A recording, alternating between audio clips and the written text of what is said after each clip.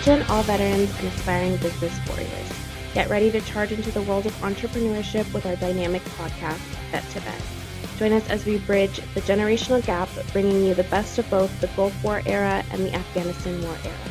From the battlefields to the boardrooms, we'll share the frontline strategies, hard-earned wisdom, and insider tips to help you conquer the challenges of business ownership. Stay tuned for some straight talk, occasional humor, and valuable insights to navigate the trenches of entrepreneurship. Welcome to Vet, where the spirit of service meets the drive to success.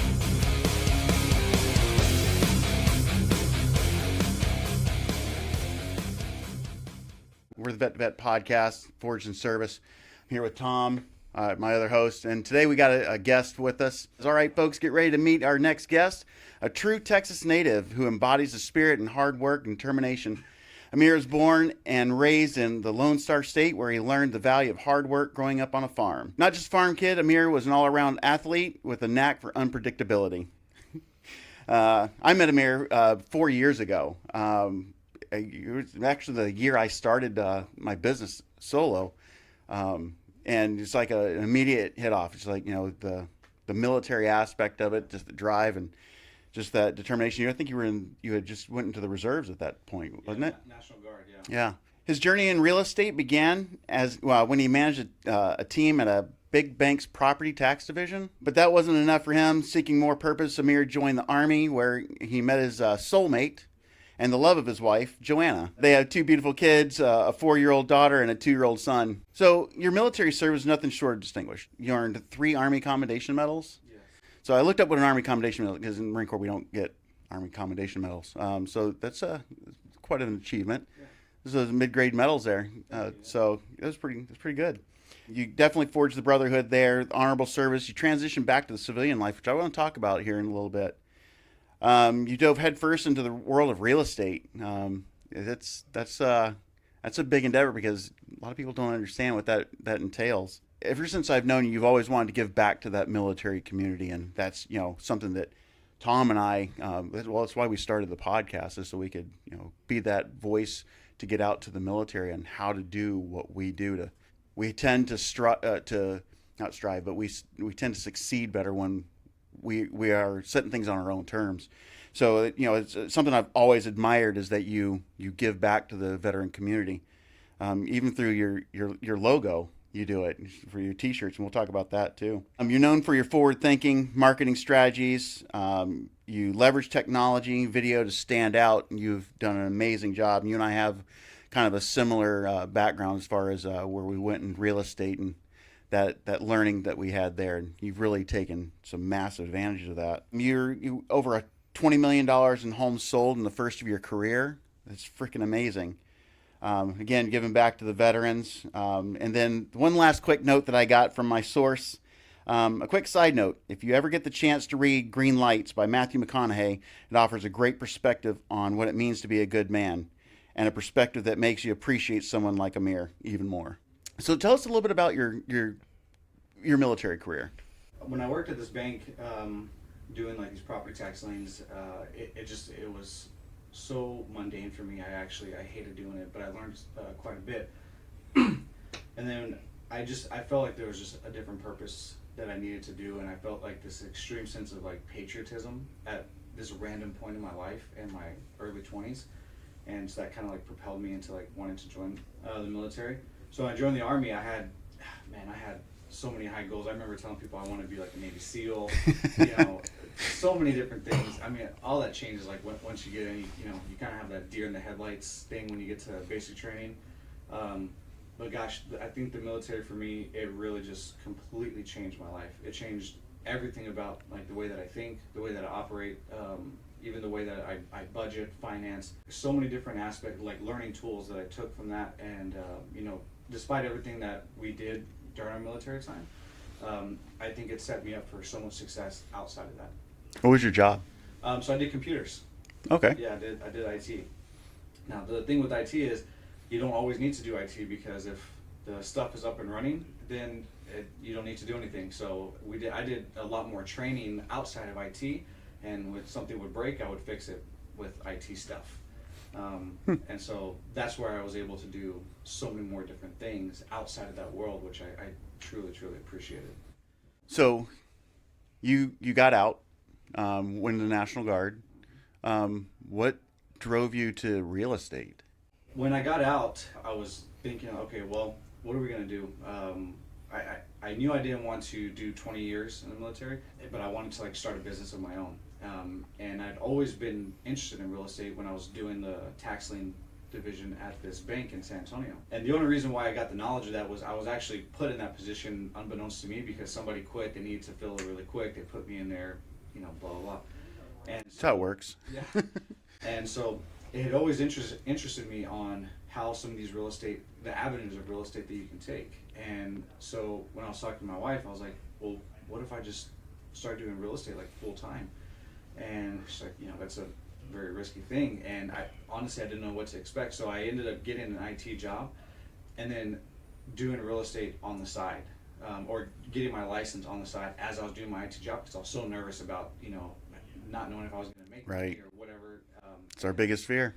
Yeah, it kind of held me back quite a bit, I would say. But real estate was something that it's always been in my mind for years and years. Just the different avenues of approach you can take to owning a home, selling a home, building wealth through it, and I just knew it was something that I didn't want to like put off to the background anymore. Did you initially get started with Trek? Did you start in Texas with your real estate license? Nope. No. So my next duty station, I was supposed to go to Hawaii. My wife and I were supposed to be Same. in Hawaii, yeah.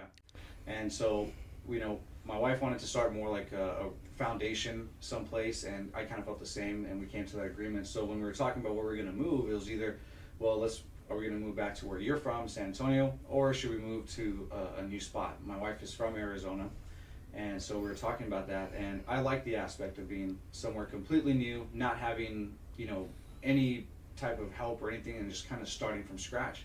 For some reason that like really intrigued me. I was like, you know what, let's move to Phoenix. I'm up for it. Let's do it. And so we got everything. We moved from Colorado. That was my last duty station, was at Fort Carson. Brought it over here to Phoenix. Didn't know what the hell to expect and started completely brand new. Yeah. That's something that I've noticed that a lot of us, not just men, but even veterans, we have no problem starting over anywhere. I'm kind of similar where I'm from Virginia originally, and then, moving across the country, overseas more times than is worth counting. But then at the opportunity to move to Phoenix, I'm like, well, I don't know shit about Phoenix, but let's go. Yeah, that's exactly what it was. And it's not intimidating. It's not daunting. It's just it's like a new book to read, a challenge to be tackled. I think it's almost ingrained in our military DNA to do that. I mean, because we're sent random places throughout our career. Most of us, not everybody, but most of us are sent random places through our career, and well, we just adapt and overcome. We just do it. I was about to say the exact same thing. Adapt and overcome. Right. And sometimes you don't even think about that specific saying. It's just kind of engraved in you. So when you do it, it's just almost automatic, right? And we got here, and that's exactly what we did. We just adapted and overcame. Yeah. So we've talked about this before, but there's something unique about putting your back against the wall and then having no way other than just, I gotta figure this out. I gotta get this done, because when you have no fallback plan, you have no other, place to go, we just always get the job done. Go into survival mode and make it work. Right. I agree. It's amazing what we can accomplish, like when our backs are against the wall. So you got out of the military, you went into real estate, and then you continued to give back to that military community. You never kind of really stepped away from it. I remember 2 years ago you launched your T-shirts. Oh yeah. With your logo. What's it? It's Foxtrot. House Foxtrot. House Foxtrot. And you told me what that was. It has something to do with the Army. Yeah. So, if you're familiar with the phonetic alphabet, H stands for hotel, but we don't sell hotels.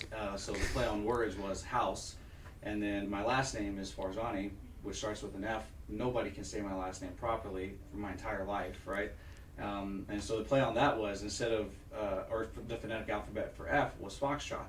And so, we originally started with House Farzaneh, and because we knew people couldn't say that, and we were trying to also appeal to like military, having the play on words of House Foxtrot, it kind of married those together. So Okay. If you're a veteran or you're familiar anyway with phonetic alphabet, it kind of made sense to you. That's kind of where we put those together. I guess that really kind of ties into some branding stuff. I've been on this branding kick here lately, and you've done a really good job branding your model. So, what's your thought process when it comes to your branding? So the branding, the personal branding, was something that when I looked into how we're appealing, right? Because obviously, when you do real estate, you're willing to help anybody, right? You want to help as many families as you can, provide information, but there's also, when you're doing a personal branding aspect, you want to make sure that you're targeting a certain audience because you know like certain specifics, right? And the reason why we drive towards military so much is because we've been in that position. We know so much about, for example, the VA loan. Mm-hmm. And one of the things that I learned from some coaching that I did a few years ago was when you're doing personal branding and you find such a specific target audience, right? So like if I were to ask you, or who do you want to work with, men or women, right? And most people would say, oh, well, both, right? And not that that's maybe the wrong answer, but maybe there's a more in-depth answer where you can say, well, I want to appeal to women. Okay, well, if you want to appeal to women, what age group? And then you start kind of going down that rabbit hole of like being like uber specific about who you want to target. And the whole point of that is, for example, if I want to target single mothers who are in the age group of 21 to 38, for example, first-time home buyers, and you kind of continue that path, you'll start to notice that more people resonate with that specific thing versus just the single motherhood, right? So you'll have people that see that content and say, hey, you know what, I had a single mom. I know exactly what it's like, to have that struggle. I trust this guy. I want to work with this guy, right? And that's kind of the value that you're providing now to those people, where you're being so specific about a brand. So for example, for us, it's first-time VA home buyers. And you start to get people where, I grew up in a military family, so I know what it's like to, you have my father or my mother use the VA loan, and, you kind of niche that market down. Yep. But you'll end up getting everyone else around there as well. Now, this has actually made you probably one of the best VA realtors in the Valley. Tom and I have worked with a few, but you're crushing it. And it's that the social media aspect of it. Your brand is on point on social media. Just the way you're out there, it really works. One of the things we always like to say, there are riches in the niches. And I think as business owners especially, that's something that a lot of people don't really buy into. Like you said, they cast that big net and they would rather try to generalize everything, when really if you look at who's hyper successful from the small level to the billion-dollar companies, it's always the ones that try to specialize, perfect the one thing. You're exactly right. You have worked towards the veteran community and guiding them, and we've had some great clients together. Let's talk about the community. How is it that we as entrepreneurs we can help that veteran community succeed? So that was one thing that was actually a bit of a challenge to figure out how to do that.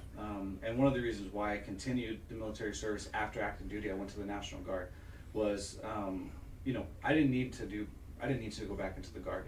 It didn't. I don't need the pay for it. It didn't benefit me at all. It was more so to make sure that, because I knew what I was doing on the real estate side, to be able to help out those people, active duty or veterans. It didn't matter, because the VA loan works the same both ways. But it was to be able to still be instilled in that community and have better opportunities to give back. And that was like a big focus for me, was making sure that I have that chance to do that. One of the things that we try to do is, and it's very hard to do now, is we have a partnership with Luke Air, or we did have a partnership with Luke Air Force Base. We still kind of do, but since I'm not in the National Guard anymore, I got to figure out a couple things. Security. That's exactly what it is. Yeah. We had a partnership with Luke Air Force Base, which allowed us to go on post, promote ourselves, not just on the real estate side, but promote ourselves as an advocate and a teacher on the VA loan. Okay. And so one of the things that I found is there's so many veterans all over the place, not just here in Arizona, all over the place, that don't know what their benefits can be used for. They have no idea, whether they don't get the training while they're in, they don't get the explanation before they get out, or they just don't do the follow-up because sometimes you don't know what you're looking for if you have no idea about it. Right.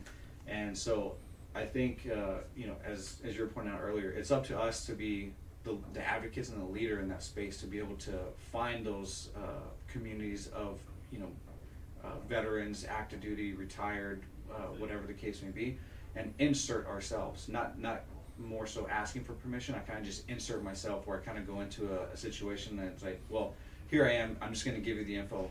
Now you have it. Let's see what happens from there. For anyone out there using a VA loan, please explain how it is that we as veterans using a VA loan are not limited to just one property or one VA loan. Yeah, so your VA loan can be used multiple times. You can use it throughout your entire life.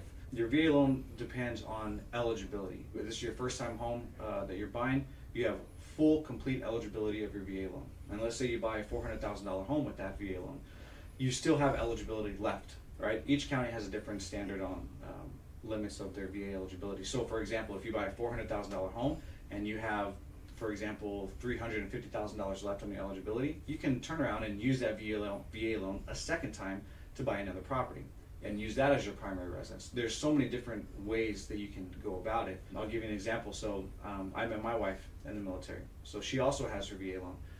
I used my VA loan when we bought our first house, but that doesn't limit me. I still have eligibility to buy another house, and I can also have my wife use her VA loan, not once, but twice, to buy 2 more properties if we wanted to do that, right? So, and each time you get out of a home that you bought with using a VA loan, your eligibility replenishes itself.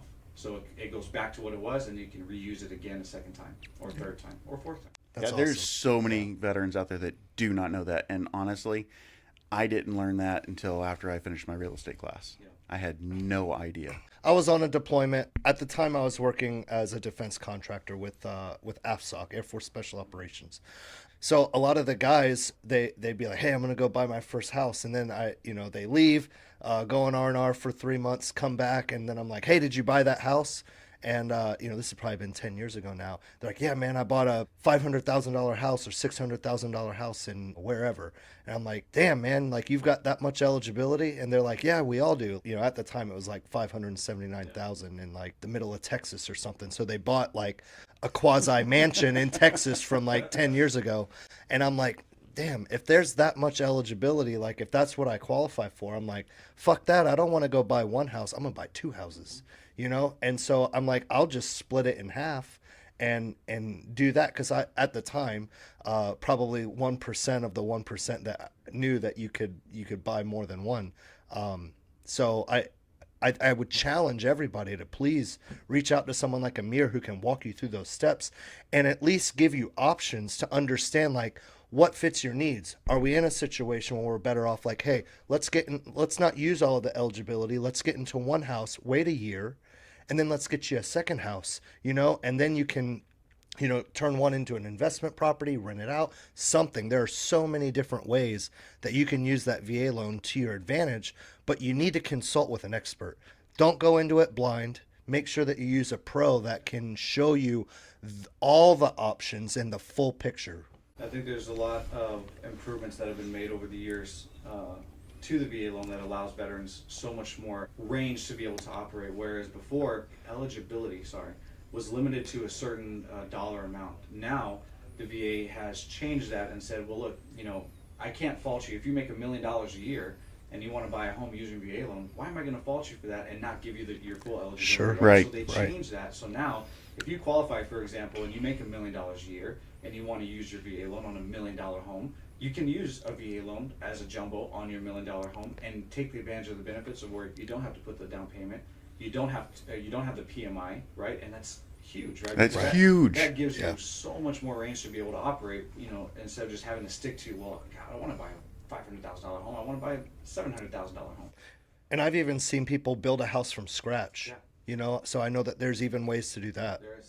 There's so many different avenues of approach that you can use, and I think there's a lot of people in our industry that, and some great real estate agents, some that are so much better than me at so many things. But one thing I know that I will never be outbeat on is my knowledge of the VA loan. Absolutely, I can tell you 100%. And there are some people who may have way more veteran clients than I do, and that's okay. But I can tell you right now, when it comes to information, how to make sure the VA loan is used properly, how to make sure it's structured the right way to be able to take advantage, because it's not just qualifying for the loan and getting a house. There's a lot more nuance that goes into it, kind of behind the scenes stuff. I guarantee you. Right. Use the right lender. The right lender makes a huge difference as well. Yeah. Your lender also needs to know how the VA loan operates. I'll tell you a big thing that I think kind of woke people up was during COVID, where the market was going crazy, right? Interest rates were at 2.5%, 2.1%. There were so many veterans who wanted to use their VA loan got denied because there were agents on the other end who did not understand what the VA loan meant. And they were nervous about it, even though it's a guaranteed loan. Well, I don't know if I should accept a VA loan because you can back out of the contract if the appraisal comes in low. Not understanding that the same situation applies if you use an FHA loan. The VA amendatory clause is what they called it. And it boggled my mind that so many people got their offers denied that they weren't able to get a house because the mass majority of people in our industry were so unaware of how the VA loan works. They only knew about FHA and conventional loans. No idea that the VA loan is the most absolutely best loan product type that you can get, and they would deny all these people. So I think that kind of changed everything, because now I think more people are starting to realize, oh, well, you know what, that would be a better option to accept versus an FHA. Right. Type of. You dove into real estate, buying, selling for clients. You also took your business in another direction where you actually are starting to do some of your own investment properties. Yeah. So how's that working? A good thing and a bad thing. A couple years ago, when we started to do fix and flips, and we started to get into like the wholesaling industry and then the Airbnb industry, we kind of went into that a little bit blind, I would say. We didn't put enough effort into the knowledge that we needed to. We kind of went into it thinking that, well, we know this aspect of it, so it'll translate to this aspect, to the investing side, and that just wasn't the case. Yeah. When interest rates went from 3% to 5% in a matter of a week, everybody started panicking. Looking back now, 5%, you're like, oh, hell yeah. But back then, 2 years ago, that was completely different. And that really changed how we do our research going into this. And, we lost quite a bit. And I think a lot of people did, a lot of investors did during that time. We lost a ton of, and not investor money, of our own private, personal money.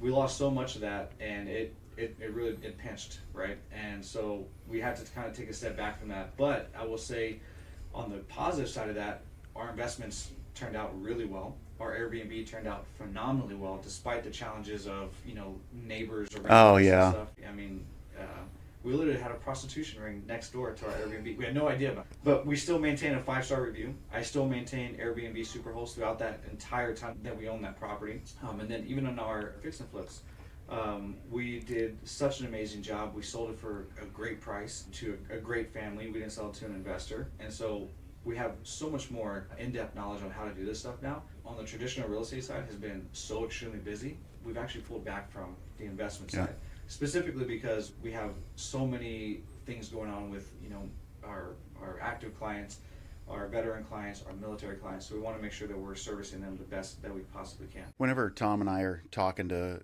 people coaching and on entrepreneurship and getting into it, we always talk about how hard it is. Yeah. This is not an easy game at all. And there's a lot of successes. There's a lot of setbacks. I'll never say a failure. There are setbacks. Some will say failures. I don't believe in that. Nobody fails. We don't fail. As long as you're moving forward and you're working, you're not failing. Yeah. If you're a veteran coming out of the military, how hard is it to get into real estate? Getting into real estate is the easiest thing in the world. It's easy. The hard part is what you do after you get your real estate license. And it's not even just real estate, it's just entrepreneurship. Yeah. The hard part happens after you set your goals and your boundaries and your licenses and all that stuff. The hard part starts after that. It's easy to go to school and get your license and pass a test. That was nothing. The hard part was starting a business where you don't have anything and you have no idea how to run a business. You don't know how to operate systems. You don't know how to have processes. You don't know about personal branding. I mean, there's so many different factors. I think people don't realize what entrepreneurship goes into. And yeah, you have a ton of setbacks, but that's where the real challenge is on how to press forward on that. Yeah. I mean, you and I had a conversation not too long ago about my real estate career. I'm like, dude, this is hard. It's like, I had no idea. I've seen so many real estate agents, the brokerage I had joined, just like they're a powerhouse, agents, which is where you came from. And actually it was you that kind of inspired me to go to that brokerage, just because I saw how, the mentality that was there it was very us. And I was like, I can do this. And man, it has been hard. Yeah. But, again, it's, for those that are getting into, a business, you're not failing as long as you're working. You know, Tom and I listened to this podcast not too long ago where, you know, the host is like, you know, if you do it long enough, you're going to succeed. Right. It's going to happen, but you got to be patient. Yeah, you know, you bring up a good point is with that brokerage, I think it set up a lot of people with the perfect mindset in order to succeed in this business, right? And putting in those necessary deposits, because, you know, there are going to be times where you're not going to see anything out of this business. You're not going to see any type of pay. You're not going to see any type of traction. You're going to think, well, you know, nobody's watching my shit. You know, what's the point of this? Like, you know, maybe I should. Why am I going live today? Yeah, and you start to second guess, like, did I make the right choice, right? But then you bring up the point of putting in those necessary deposits, and there's no possible way that if you continue to do the right things day in and day out, putting in the right deposits day in and day out, that you're going to have the wrong results, right? It doesn't work that way, no matter what, right? If you do something consistently for 30 days, for example, and you do that every single day, there is absolutely no way that anybody can come back to me and tell me I didn't progress not one iota in that whatever space it is. I don't believe it. So Tom and I, well, it seems like with the last three episodes, we've talked about fitness. I'm now down below 200 pounds. You and I talked about that a couple of inspections ago. So you're doing a challenge. It was a do the work challenge. Mm-hmm. How did that go? That went really well. Those challenges they're so hard. And shout out to Do the Work and Carla Araujo for that, because she is, to me, very inspirational as far as the way she treats her body, the way that she maintains her body throughout the years. And, you know, I think women in the physical workout space get a bad rap. And, you know, I think for Carla, the way that she's toned her body, the way that she did, or women think, well, I don't want to look like that. I don't want to get buff. And she's not buff. She's just toned. She's very defined. Yeah. And she has so much knowledge on how to do that she inserts it into us around her, which I truly appreciate. You cannot, you know, ask for somebody better like that. She throws it into her business too. It is, and it's very challenging, right? And something about entrepreneurship that I think gets overlooked is the physical health side of that, right? If you're physically healthy, forget the business for a second. If you're physically healthy and you're doing the right things to, you know, condition your body day in and day out, your mind's going to be mentally sharp to be able to handle whatever obstacles you have to overcome within the day, the month, the year, whatever. And then that translates to being better at home as well, right? Mm-hmm. Your mind is mentally better, your body's physically better, your partner physically sees it as well, right? There's a lot of, you know, different things that benefits that come with being physically active, and then that translates to your business, right? People like somebody who they know can be dependable and who can be consistent, right? It takes a lot of hard work to build a body that you want. And I think when you walk into a meeting and people see that you have that body, it's not necessarily like, oh my God, I love his body. I think they see that as a sign of like, well, this guy is disciplined. He's disciplined. Right. If he can do that for himself, I know that he can represent me very well. Right. So for all of you that are listening, I did not set that up. We did not talk about that in advance because Tom and I do talk about it a lot.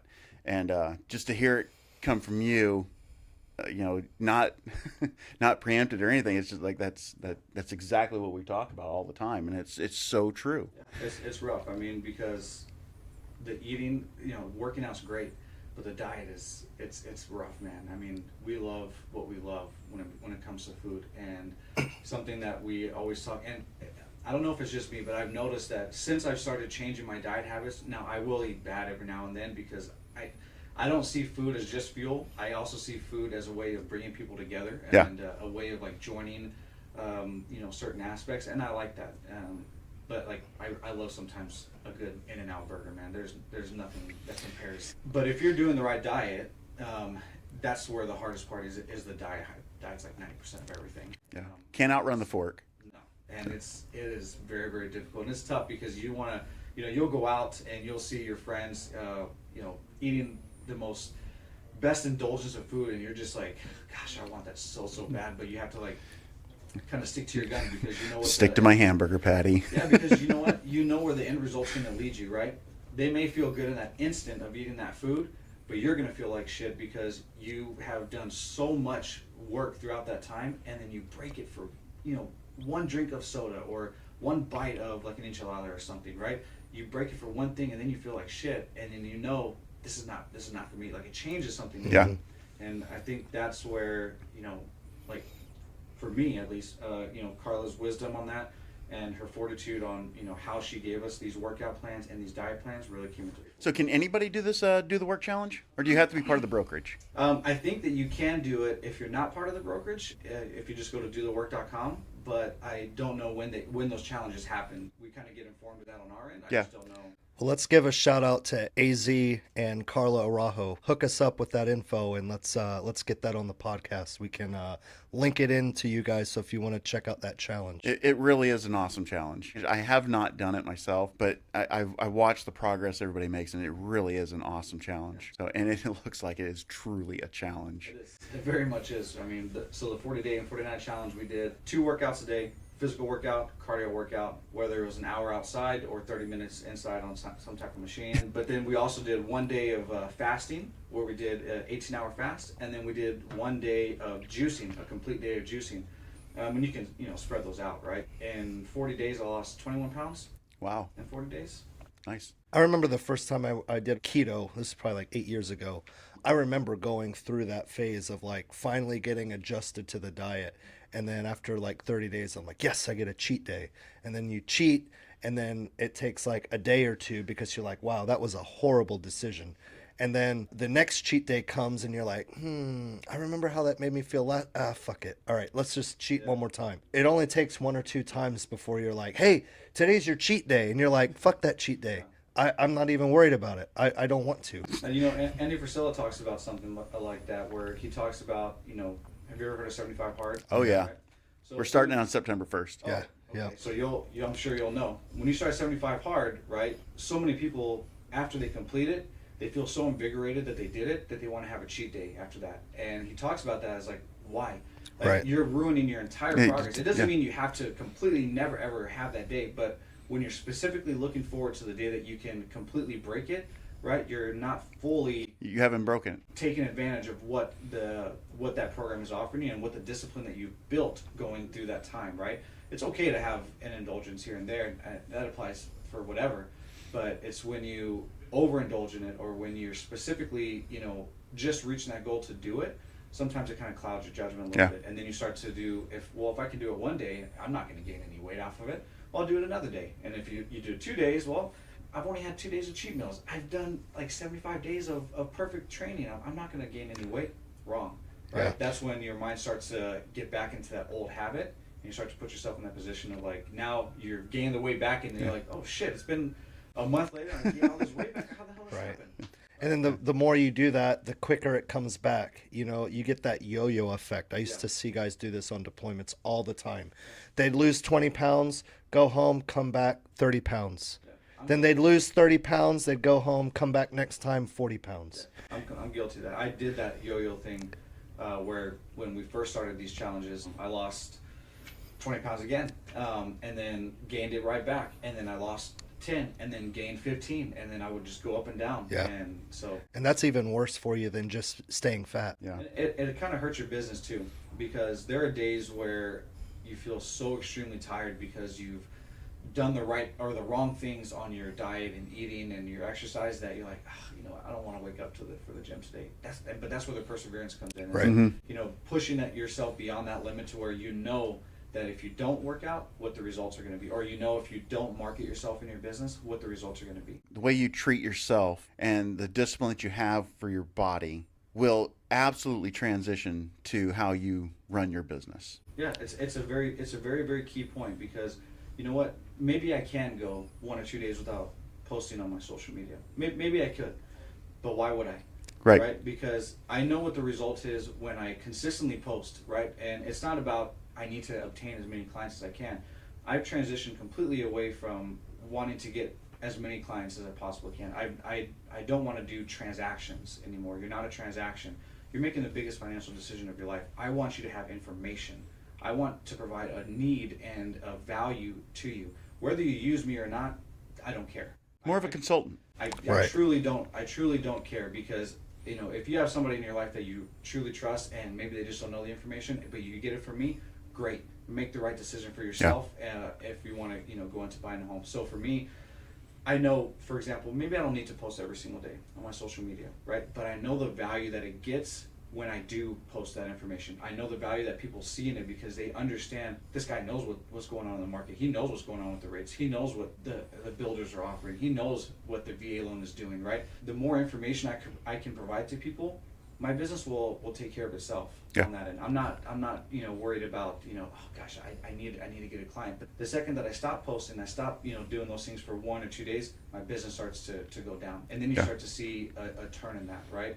So it's about the consistency, putting in the necessary deposits, and doing the benign work that people really, really don't see the behind the scenes of, right? It's so easy to see that we post every day and just click through those stories, but it's harder to understand what it takes for us to be able to, should I drive all the time posting these things? Yeah. It's dangerous as hell. Right. But I still do because I have an idea, I know what I need to say, and I want to get it out, right? You have a lot of driving videos. Yeah, it's kind of become like where I get the best information out of.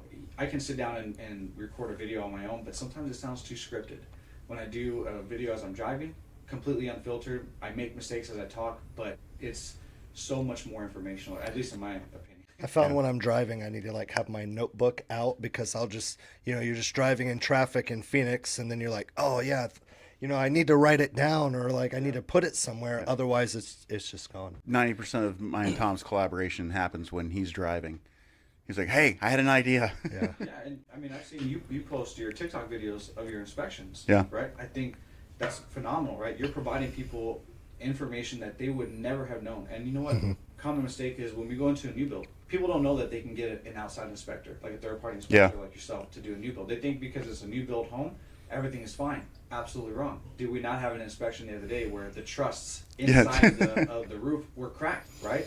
There's no way that my client or myself would have known that, because the builder's not going to tell us that, right? And you Hell, the builder didn't know it. Yeah, exactly. And you providing that information by posting it, right? It just gives people the understanding of, you know what, I have all this knowledge to be able to go into this so confidently that when I go to buy a house, I know that, Amir's going to take care of me on this end, Joe's going to take care of me on this end, Tom's going to take care of me on this end, right? I have, that confidence that they have this, team built to be able to do that. And that all comes on the back of providing information. What really pisses me off is that there are agents that are actively telling their clients they don't need an inspection. Are they really? Oh, yeah. Yes. I go to 1-year warranties all the time where I'm like, man, I don't recognize this person. Don't get me wrong. We work with a shit ton of people on a yearly basis, but I'm usually pretty good. Now this year. Yeah, I'm usually pretty good of if somebody books a warranty inspection, I'm like, oh, this house looks familiar. This name sounds familiar. Or if last but not least, when I'm knocking on their door, I'm like, oh yeah, I remember you. But when somebody I've never seen before, how did you guys hear about us? And, one of my neighbors, or somebody told us about you, and we didn't get an inspection because our realtor didn't recommend one. They said, just wait till you're 1 year. Wait till your 1 year warranty. Wow. We get that all the time. I bet. Oh, It was a 1 year warranty. 1 year warranty. Yeah. That's strange. Yeah. That's weird. That still happens today. I would never. I always tell people never recommend. They're actually one of the groups that use us a lot. They still, to this day, as much as I have told them, don't do that, they still let their clients know that you can get a 1 year warranty inspection. You don't have to do it right now. I'm not sure what the purpose behind it is, or the reasoning behind it, because there's so much that's missed. I went on one a year and a half ago. Their agent had told them, you don't need one. Yeah. And when I went in there to do the inspection, they're like, yeah, we have this weird mold smell. We've had it for the past year. The air conditioner's been looked at 3 or 4 times. The AC company said they're going to start charging us to come out because they can't figure it out. And I was like, all right. So I get up in the attic. I'm looking at the AC unit. Could not figure it out. I mean, everything was fine. There was no moisture. Turn around to go get out of the attic. And when I looked, one of the vents for the plumbing was discontinued in the attic. It was a sewage vent. Yeah. So they had had sewage gases venting into the attic for a year. Another one, it was actually a home out in the West Valley, one of the higher end homes. When I went in there, do my typical speech, anything's been going on for the last years. Yeah, our AC won't shut off. The thermostat's broken. We cannot figure it out. So I tested the thermostat. It worked just fine. I got up in the attic, and as soon as I lifted the hatch, I was like, oh, here's the problem. No insulation for a year. The client almost didn't let me finish my presentation before he drove down to the office to start yelling at people. Yeah, and I think that's where the disservice comes, where you have so many people in this industry. And it makes us look bad. Oh yeah, as professionals, right, in this space, because I think there are so many people that are so worried about trying to get the immediate gratification of, oh, I have a client, cool. You're like, let me start counting, counting the money out. Close the deal. Just close the deal. Just close the deal. And they have, Especially on a new build because it takes so long. yeah, and new builds are so easy on a lot of aspects, right? So Oh, yeah. it takes a lot of the burden off of them. And I feel like they go into this business and they go into this space just looking at it as a transaction, looking at you and you as just another number in the cog of their business effect, right? And it's such a disservice, because then you have people where, exactly like you said, like, how does this happen? Right? Why did my realtor tell me this stuff? And then it gives us a bad name and a bad impression, because then now when that person wants to go, let's say they outgrow that home and they want to go get something else, imagine the next person that they come in contact with on the real estate side and some of the stuff that they're going to have to deal with because of the trauma that they got from this past real estate. The massive lack of trust. I would much rather realtors like that just get out of the industry altogether. You know, there's too many good people like you out here that if you're somebody that is transactional, or you're not going that extra mile to actually take care of somebody and do the right thing, just get the fuck out of here. And I think it comes from learning too, because, you know, I will say early on I was very transactional, because that's kind of, I didn't know any. Well, when you go into real estate, that's what you're taught. It's very transactional. Yeah, and I didn't know any better. Yeah. It was until you put yourself in the room with different people and you understood, you know, where the value lies and the significance of what it means to, you know, not necessarily use a vehicle, but just to get into a home. The significance of getting into one of the most expensive financial decisions of your life. The feeling, right, that you can never ever duplicate of when you get the keys to your house, right? And I always tell people this, like, sometimes the most unfiltered, best feeling is when you have the video camera rolling and the joy that it brings of when they're, you know, opening the door or whatever, right? Sometimes I don't even like to record it because I want them to enjoy the moment. Having that feeling, right, it's such a nostalgic feeling, and my business would be completely shit if I thought about it as just transactional. I thought it would be just a number, right? So I completely changed my mindset. Now I am solely informational based, right? And my business will take care of itself. If you trust my information and you have a good feeling about, you know, what the information and the value that I'm providing you, you're going to want to work with me, right? And vice versa, right? There are some people that I cannot work with. There are clients out there that we don't mesh well together, and that's okay. But as long as you have the right information, you have all the information to make the best decision possible, it'll be a piece of cake. Well, we could go on for another hour for sure, but we don't have that much time. And I know you probably got to work, and I know you've got an inspection. Wait, no, you don't. You got another meeting. You got networking after this. Networking, listeners, do networking. Marketing and networking. That's your first job as a business owner and entrepreneur. Yes. Whatever you do outside of that, as a real estate agent, as an inspector, that's the easiest part. That's job number 2. Job number 1, market and network. I am a big follower of Patrick Lencioni. He has a podcast. It's called The Table Group. It's pretty good if you get the chance watching it or listen to an episode. But he does an unpaid advertisement, and so I just bought a truck. I went to Lifted Trucks and bought a truck. Is that where you bought yours? Yes. And I'm gonna tell you, it was just an amazing experience. So easy. So I do want to do an unpaid advertisement for them, for Lifted Truck. So I told them I'd wear it on a podcast. Yeah. But yeah, it was really, really great. I mean, I've bought several vehicles, but man, they just made it so simple. And Hannah was a sales agent. She was great. It's on East Bell Road in Phoenix. So there's my unpaid advertisement. Perfect. I will say one last thing before we end is, if you're a veteran or anybody who wants to get in, a veteran especially, if you're anybody who wants to get into the entrepreneurial space, understand the aspect of what it's going to take to get you to be successful to where you are, right? You're standing in the middle. Imagine on this end, you make a video, the video bombs, nobody watches it, right? And then you start to think, oh, this is not going to work out for me, right? And then you start to go down a rabbit hole, and I'm going to get a little extreme really quick. You make a video, doesn't work, nobody watches you, your business fails, your wife decides to leave you, your kids decide to hate you, you become homeless, you end up getting on drugs, and then you die in the streets, right? It's very extreme, right? And all because you catastrophize one thing in your business because you didn't get the immediate result. Versus the complete other side is, if you just take one step in the other direction, okay, this video didn't work, I'm going to make another one, I'm just going to slightly improve it and see if this one works.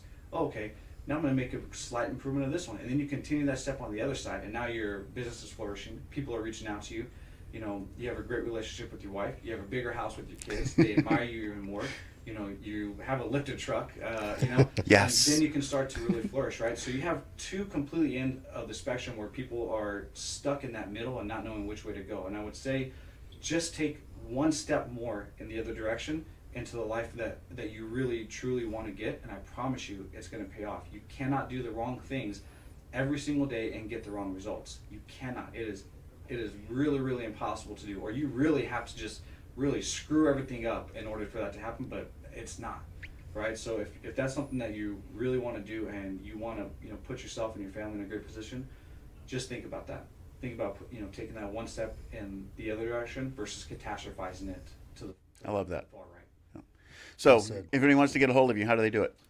So you can reach out to me on Instagram. It's where I do every single one of my postings, all of my stories, all of my information. My Instagram is Amir_AZ_realtor1. And I'll give it to you as well. So you can Yeah, we'll put it in the comments. Yeah, and if you want to know more about your VA loan, please just visit our website at housefoxtrotco.com. housefoxtrotco.com. We just need a little bit of information from you, and we'll get a hold of you, and we'll go over all the options that you have and how you can best utilize your VA loan. I do recommend it. Any veterans that are listening to this that are interested in using your VA certificate, absolutely reach out to Amir. I guarantee you will not be dissatisfied. Well, thanks, guys. Thanks for having Tom, take us coming home. on, man. Yeah. So, again, Vet to Vet podcast. Amir, Joe, Tom, guys, this is what we do. All right. This is our way of trying to help you. We are literally reaching out to the 1% of the 1% of people that go into military service. So we're already in a small group, and then those of us that reach out into the business space, even smaller. So we're here for you. Okay. Please like, comment, share this with your friends. We're trying to spread a message, okay? If you have questions, please email, DM, smoke signal. I don't freaking care. Send us your questions. We'll feature them on the podcast and hopefully try to help more entrepreneurs and veterans. And I'll try and get you the address for that Airbnb for Amir. Oh. I appreciate you guys for having me. Thank you so much. All right. It's Thank you. an honor to be on this podcast. Absolutely. Thank you so much. Awesome. Thanks, brother. Thanks, Amir.